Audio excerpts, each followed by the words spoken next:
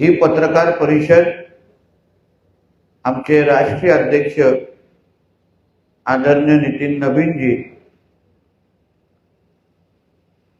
यांच्या सूचनेनुसार राज्य पातळीवर जिल्हा पातळीवर सगळीकडे अशा पद्धतीच्या पत्रकार परिषद होत आहे। शुक्रवारी राज्याचे आदरणीय मुख्यमंत्री देवेंद्र फडणवीसजीने या संबंधित विषयाची पत्रकार परिषद घेतली आणि सिंधुदुर्ग जिल्हा म्हणून प्रदेश भारतीय जनता पक्षाच्या वतीने आमचे आदरणीय प्रदेश अध्यक्ष रवी चव्हाण साहेबांचे थ्रू सिंधुदुर्ग जिल्ह्यामध्ये ही पत्रकार परिषद घेण्याची जबाबदारी ही माझ्यावर टाकलेली आहे आणि म्हणून ह्या पत्रकार परिषदेच्या निमित्ताने आदरणीय मोदी साहेबांच्या 12 वर्षाच्या कारकिर्दीचा लेखाजोखा, त्याचबरोबर पंतप्रधान म्हणून सर्वात जास्त दिवस या देशाची सेवा करण्याचा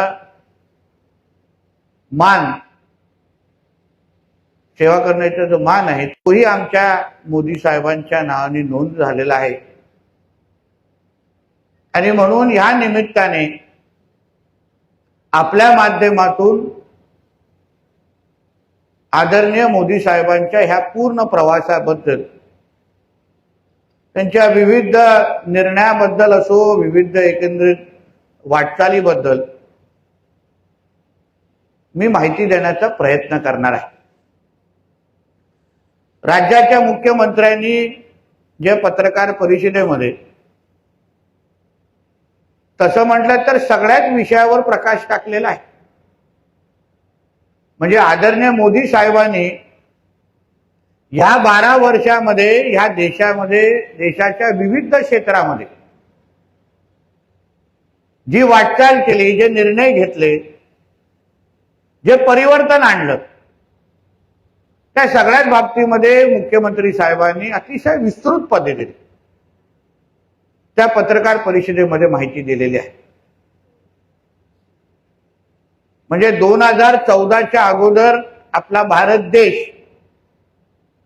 आणि विविध क्षेत्रामध्ये या देशामध्ये झालेलं परिवर्तन ह्याचा अनुभव आपण पत्रकार असाल, राजकीय पक्षाचे कार्यकर्ते असाल, उद्योजक असाल, पण त्याच्या अगोदर या देशाचे नागरिक म्हणून आपल्याला निश्चित पद्धतीने फरक जाणवला असेल। आम्ही अभिमानाने ज्या गोष्टी बोलतो किंवा उल्लेख करतो की आमचा हा देश, भारत देश, हिंदुस्थान, ज्या देशामध्ये 90% हिंदू समाज राहतो, या देशाला आपण हिंदू राष्ट्र म्हणून ज्याला उल्लेख करतो, त्याचा उल्लेख करतो। मी माझ्या पत्रकार परिषदेतून या एका विषयावर प्रकाश टाकण्याचा प्रयत्न करतो की ज्या देशामध्ये 2014च्या अगोदर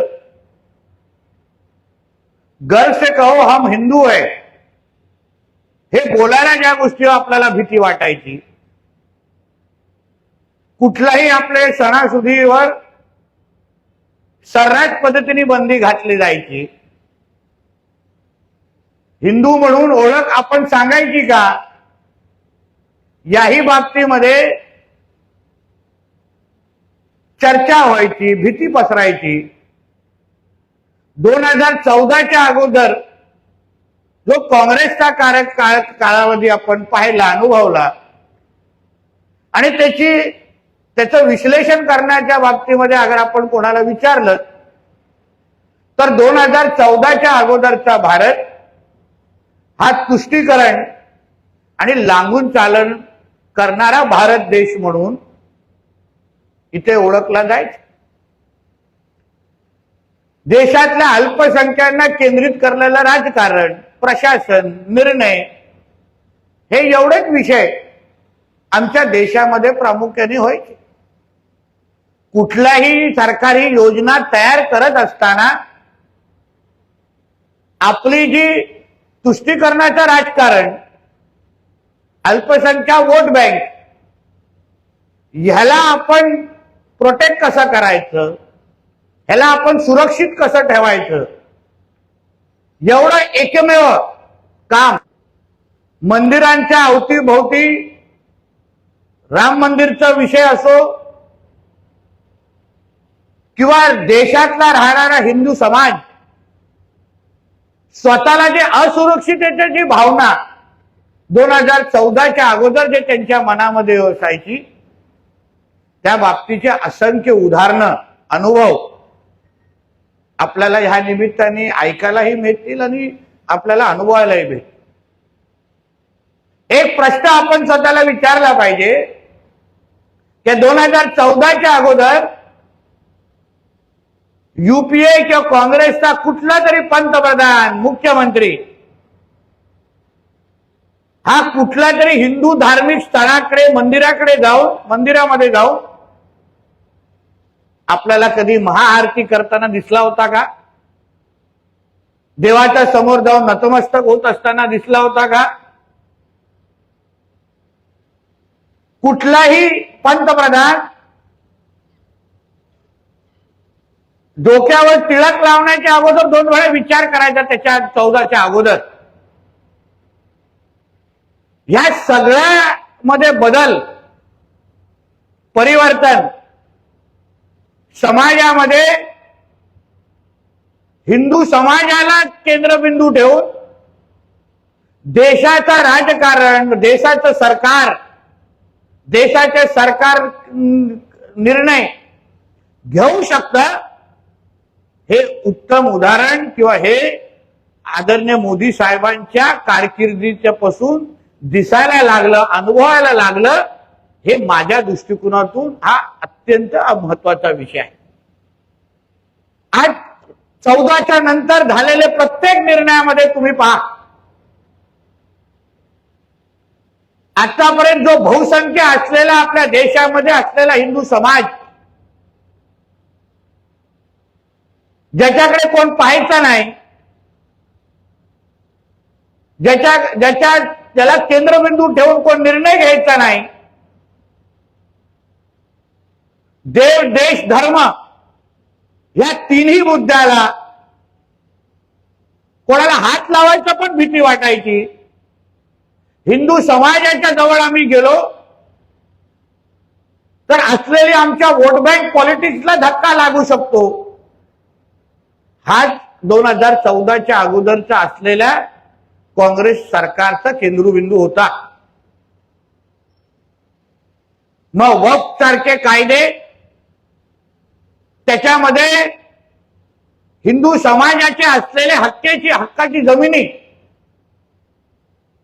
ज्या पद्धतीने त्यांच्याकडून काढून घेतल्या गेल्या, वक्फ सारख्या कायद्यामध्ये असे काही अमेंडमेंट आणले गेले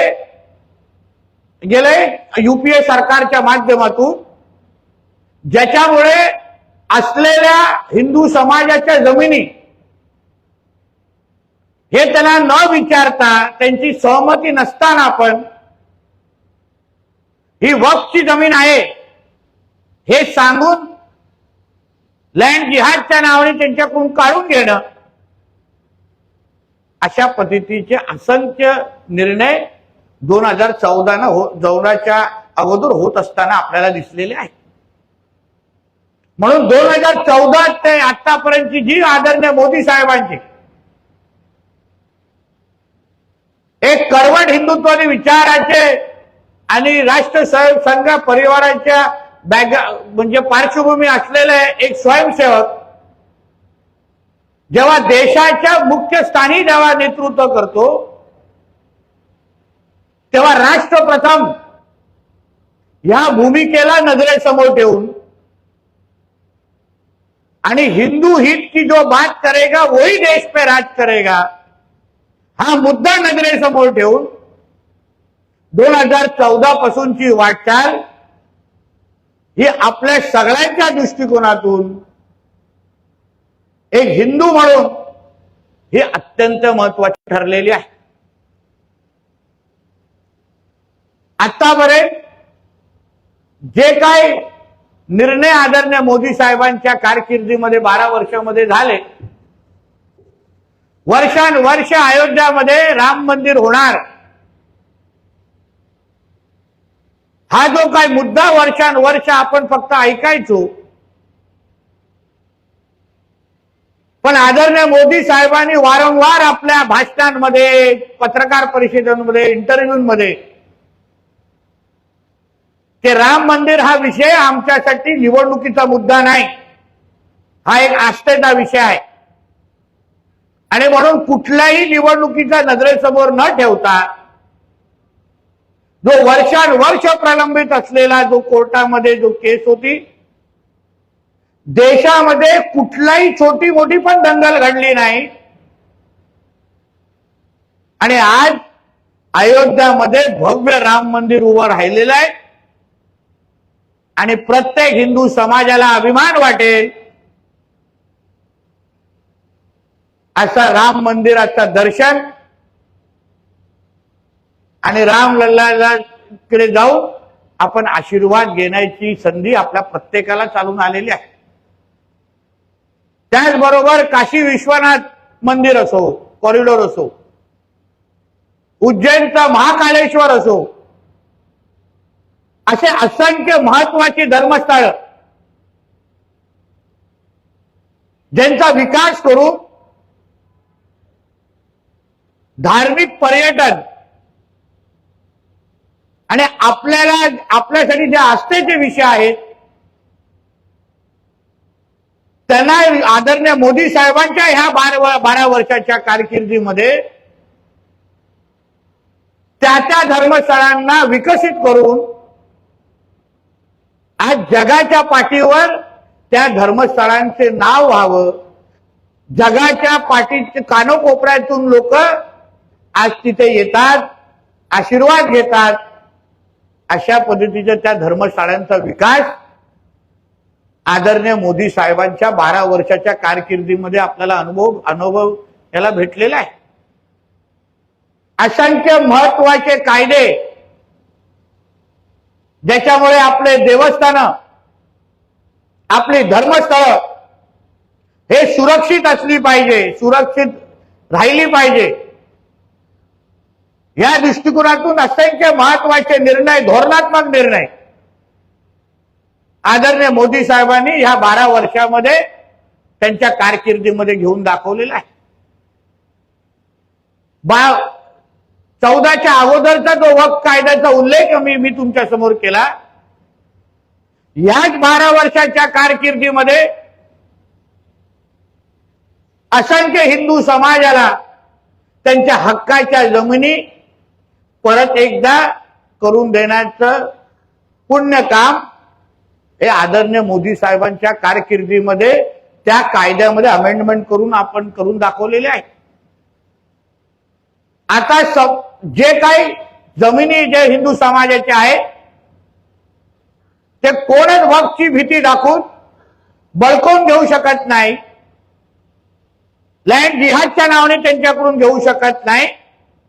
अशी ताकद या देशातल्या हिंदू समाजाला या आमच्या एनडीए प्रणित मोदी साहेबांच्या नेतृत्वात असलेल्या सरकारने मिळवून दिलेली आहे.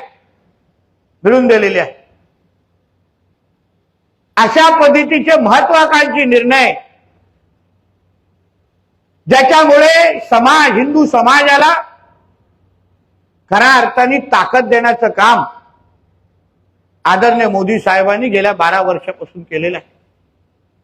आज देशाचे पंतप्रधान ज्या राज्यात जातात, जो प्रवास करतात, मग आंतरराष्ट्रीय पातळीवर असेल ते देशाच्या कुठल्याही राज्यामध्ये असेल, आमच्या देशाचा पंतप्रधान स्वतः हिंदू असल्याची ओळख पुसत लपून ठेवत नाही आणि गर्वाने जाऊन त्या मंदिरात पूजा करत असताना आपल्याला दिसतात. हा फरक 2014च्या नंतर आपल्याला सगळ्यांना अनुभवायला भेटलेला आहे. फक्त देशामध्ये नाहीत, पण आंतरराष्ट्रीय पातळीवर हिंदू, सनातन हिंदू धर्म, हिंदू संस्कृती ह्याला खऱ्या अर्थाने प्रोत्साहन कोणी दिलं असेल तर ते आमच्या आदरणीय पंतप्रधान मोदी साहेबांनी दिलेलं आहे. आज तुम्ही असंख्य देश पातळी, आंतरराष्ट्रीय पातळीवर जेव्हा अन्य देशांचे पंतप्रधान आणि राष्ट्रपती जेव्हा आपल्या देशामध्ये येतात किंवा आपले पंतप्रधान जेव्हा त्यांच्याकडे जातात तेव्हा नमस्कार करून एक दुसऱ्याचं स्वागत करतात. हा फरक आदरणीय मोदी साहेबांच्या कारकिर्दीमध्ये बघायला भेटलाय. आता मोदी साहेब जेव्हा जेव्हा कुठल्याही राष्ट्रपतींना किंवा त्या देशाच्या प्रमुखांना भेटल्यानंतर हातात भगवद्गीता देण्याची प्रथा ही आमच्या मोदी साहेबांच्या कारकिर्दीमध्ये आम्हाला अनुभवायला भेटलेली आहे. हा फरक आदरणीय मोदी साहेबांच्या कारकिर्दीमध्ये ह्या 12 वर्षामध्ये आपल्याला अनुभवायला भेटलेला आहे. आणि म्हणूनच ही 12 वर्ष आदरणीय मोदी साहेबांच्या नेतृत्वात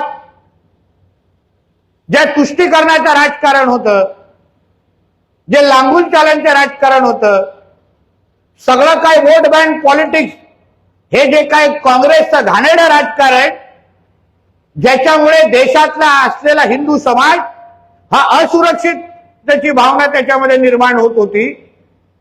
आमचा कोणच वाली नाही, हे जे काही 14 अगोदरची जी भावना होती, आज जे पश्चिम बंगालमध्ये आपण पाहतो, आज जे आसाममध्ये आपण पाहतो, असंख्य राज्यांमध्ये, महाराष्ट्रासारख्या राज्यामध्ये पाहतो, आज हिंदू समाज ही एक ताकद म्हणून, हक्काची वोट बँक म्हणून आज तयार झालेली आहे.